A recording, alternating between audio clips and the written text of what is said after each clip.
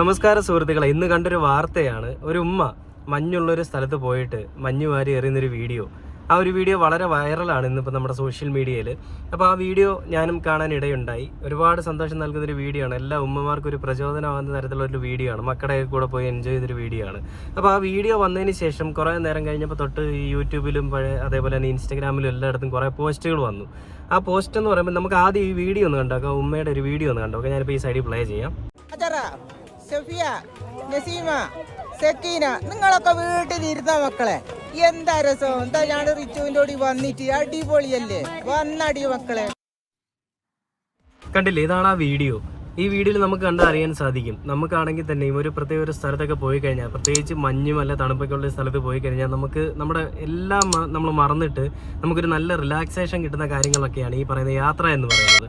അപ്പോൾ അങ്ങനെ ആ ഉമ്മയുടെ എല്ലാ വിഷമങ്ങളും ഒക്കെ മറന്ന് നല്ല രീതിയിൽ മക്കളോടൊപ്പം എൻജോയ് ചെയ്യുന്ന സമയത്ത് ആ ഒരു സമയത്ത് അവർ പങ്കിട്ടൊരു വീഡിയോ ആണ്. പുള്ളിക്കാരിക്ക് യൂട്യൂബ് ഇൻസ്റ്റാഗ്രാം ഒന്നും അറിയില്ല എന്താണെന്നുള്ളത്. മക്കൾ ഷെയർ ചെയ്തൊരു വീഡിയോ.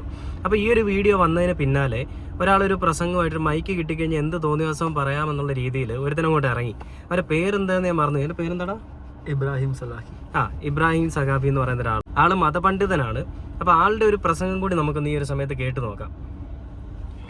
25 വർഷം മുന്നേ ഭർത്താവ് മരിച്ചിട്ടുണ്ട്. ഒരു വല്യമ്മ ഏതെങ്കിലും മൂലയിരുന്ന് സനാത്തന്തി കുറുഞ്ചെല്ലണീന് പകരം ഏതോ ഒരു അന്യ സ്റ്റേറ്റിലേക്ക് മഞ്ഞ് കളിക്കാൻ വേണ്ടി പോയതിന്റെ വീഡിയോസ് കണ്ടവരായിരിക്കും എന്റെ മുമ്പിലുള്ളവർ. മഞ്ഞ് വാരിങ്ങനെ ഇടാണ് മൂപ്പത്തി.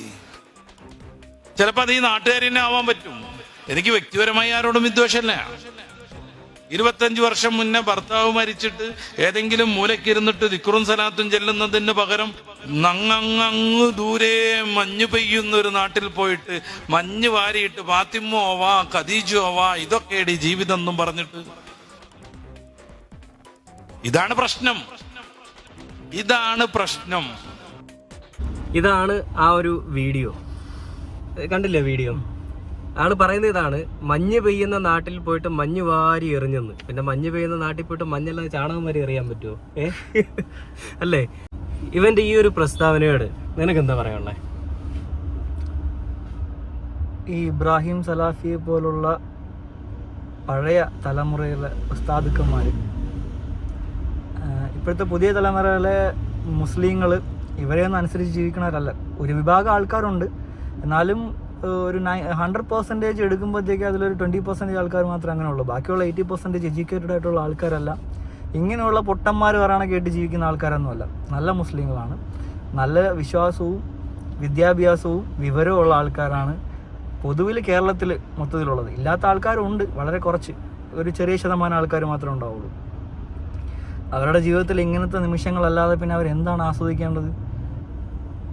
ഒരു വയസ്സായ ആളോ യുവതിയോ കുഞ്ഞോ ആരോ ആയിക്കോട്ടെ, അവരുടെ ജീവിതത്തിലുള്ള ഇങ്ങനെയുള്ള നിമിഷങ്ങൾ, യാത്രകൾ, ഫാമിലിയോടൊപ്പമുള്ള കാര്യങ്ങൾ, വസ്ത്രം ധരിക്കുന്നതായാലും, ഇപ്പോൾ ഈ ഒരു നിലവിലുള്ള സ്ഥിതിയിൽ മുമ്പോട്ട് പോയില്ല, വിദ്യാഭ്യാസം ഇല്ല, ഇല്ലെങ്കിൽ മതത്തിൻ്റെ ഒരു അധിനിവേശം കുറച്ചും കൂടി ഉണ്ടായിരുന്നു കേരളത്തിലെന്നുണ്ടെങ്കിൽ ഈ കുട്ടികൾക്ക് വിദ്യാഭ്യാസം പോലും കൊടുക്കാതെ വീട്ടിലിരുന്നുമായിരുന്നു ഇവന്മാർ.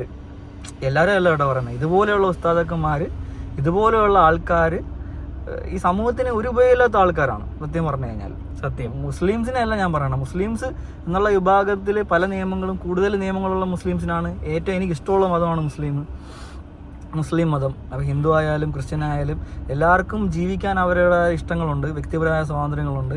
കുടുംബമാണെങ്കിലും കൂട്ടുകുടുംബം ആയാലും ഒരിക്കലും നമ്മുടെ സൊസൈറ്റിയിലും ഇപ്പോൾ മതമെന്ന് പറയുന്ന സംഭവം നമ്മൾ ഒറ്റയടിക്ക് തുടച്ചു മാറ്റാൻ പറ്റുന്ന സംഭവമല്ല. മതം ഓരോരുത്തരുടെ അഭിപ്രായമായിരിക്കണം. മതമെന്ന് പറഞ്ഞു കഴിഞ്ഞാൽ ഈ പറയുന്ന ഉസ്താദുമാരോ അല്ലെങ്കിൽ പുരോഹിതന്മാരോ പൂജാരിമാരോ ഒരാളിൽ അടിച്ചേൽപ്പിക്കേണ്ട കാര്യമില്ല. അവരത് എന്ത് മനസ്സിലാക്കുന്നു, അതിലെ നല്ലത് എന്താണോ അത് ജീവിതത്തിൽ നടപ്പാക്കുക. മോശമെന്ന് നമ്മുടെ യുക്തിക്ക് മോശമാണെന്ന് തോന്നുന്ന കാര്യങ്ങൾ അവോയ്ഡ് ചെയ്യുക, അത്രേ ഉള്ളൂ. അതുകൊണ്ട് മതം എന്ന സംഭവം നമ്മുടെ വ്യക്തി ജീവിതത്തിലും കുടുംബത്തിലും അടിച്ചേൽപ്പിക്കുന്നത്, ഇപ്പം നമ്മുടെ മക്കളെ ആയാലും അവന് അത് പഠിച്ച് അവനത് അംഗീകരിക്കാൻ പറ്റുന്ന കാര്യമാണെങ്കിൽ അവൻ അംഗീകരിക്കണം. അല്ലാതെ അടിച്ചേൽപ്പിക്കാം. ചെറുതിലെ ഇപ്പം പല മതക്കാരും, ആരെയും ഞാൻ എടുത്തു പറയണില്ല, പല മതക്കാരും കുഞ്ഞിലെ അവരുടെ കുഞ്ഞ് തലച്ചോറിലേക്ക് മതം ഇഞ്ചെക്ട് ചെയ്യാൻ ശ്രമിക്കും. അങ്ങനെ ചെയ്യാൻ പാടില്ലെന്നാണ് എൻ്റെ അഭിപ്രായം. വളർന്നു വരുമ്പോൾ അവൻ മതത്തെയും മനുഷ്യനെയും ആൾക്കാരെയൊക്കെ മനസ്സിലാക്കുമ്പോൾ അവൻ്റേതായ ഇപ്പോൾ റിലീജിയൻ വേണമെന്നുണ്ടെങ്കിലോ മതം വേണമെങ്കിലും തിരഞ്ഞെടുത്തോട്ടെ, ഇല്ലെങ്കിൽ മതത്തിൻ്റെ ആവശ്യമില്ലല്ലോ ഇവിടെ ജീവിക്കാൻ. അപ്പോൾ ഒരാളുടെയും വ്യക്തി സ്വാതന്ത്ര്യത്തിൽ മതം ഇടപെടരുത് എന്നാണ് എൻ്റെ അഭിപ്രായം. അതാണ്, അത് നല്ല കറക്റ്റ് ആയിട്ടുള്ള അഭിപ്രായമാണ്. 25 വർഷം മുൻപ് തൻ്റെ ഭർത്താവ് മരിച്ചൊരു ആ ഉമ്മ ഇപ്പോഴും വീട്ടിലിരുന്നിട്ട് വീടിൻ്റെ ഒരു മൂലയ്ക്ക് ഇരുന്നുകൊണ്ട് നിസ്കരിച്ചോണമെന്നാണ് ഈ പറയുന്ന മതപണ്ഡിതൻ പറയുന്നത്. ഈ പറയുന്ന ഇതുപോലെയുള്ള മതപണ്ഡിതന്മാർ അല്ലെങ്കിൽ ഇതുപോലെയുള്ള ആളുകളൊക്കെ കാരണം, ഉസ്താദൊക്കെ കാരണം ഇങ്ങനെയുള്ള മണ്ടത്തരങ്ങളൊക്കെ ഇവർ മാത്രമേ ഈ മണ്ടത്തരങ്ങൾ പറയുള്ളൂ. ഇവരെ പോലെയുള്ള ആളുകൾ കാരണം ഈ സ്ത്രീകൾ ഇങ്ങനെ തന്നെ വീട്ടിലിരിക്കണമെന്നായിരിക്കും ഇവർ ഉദ്ദേശിക്കുന്നത്. പക്ഷേ ഇന്നത്തെ കാലത്ത് ഈ പറയുന്ന ഇതുപോലത്തെ പഴഞ്ചൻ ഒരു ചിന്താഗതി. അതേസമയം വേറൊരു കാര്യം കൂടെ നമ്മൾ ചിന്തിക്കേണ്ടതായിട്ടുണ്ട്. ഭാര്യ മരിച്ചു കഴിഞ്ഞാൽ 4-5 കെട്ടാൻ പോകുന്ന ടീമാണ് ഈ പറയുന്ന ഉസ്താക്കന്മാർ. അങ്ങനെയുള്ള പല ആളുകളും, പലരും ഉണ്ട്, എല്ലാവരും ഞാൻ പറയുന്നില്ല, പല ആളുകൾ, ചില ആളുകൾ. അപ്പോൾ ഇവരൊക്കെ ഈ പരിപാടിയാണ് ചെയ്തുകൊണ്ടിരിക്കുന്നത്. എന്നിട്ടാണ് ഈ പറയുന്നത് ഈ ഭർത്താവ് മരിച്ച 25 വർഷം മുമ്പ് ഭർത്താവ് മരിച്ച ആ ഉമ്മ അവിടെ ഈ പറയുന്ന മണാലിയിലോ അല്ലെങ്കിൽ ഏത് സ്ഥലമായിക്കോട്ടെ അവിടെ പോയിട്ട് മഞ്ഞ് വാരി കളിക്കുന്ന സമയത്ത് അത് വാരി ചെയ്യാൻ പാടില്ല, അല്ലെങ്കിൽ അവിടെ പോകാൻ പാടില്ല, വീടിൻ്റെ ഒരു മൂലയ്ക്കിരുന്ന് നിസ്കരിച്ചോണമെന്ന്.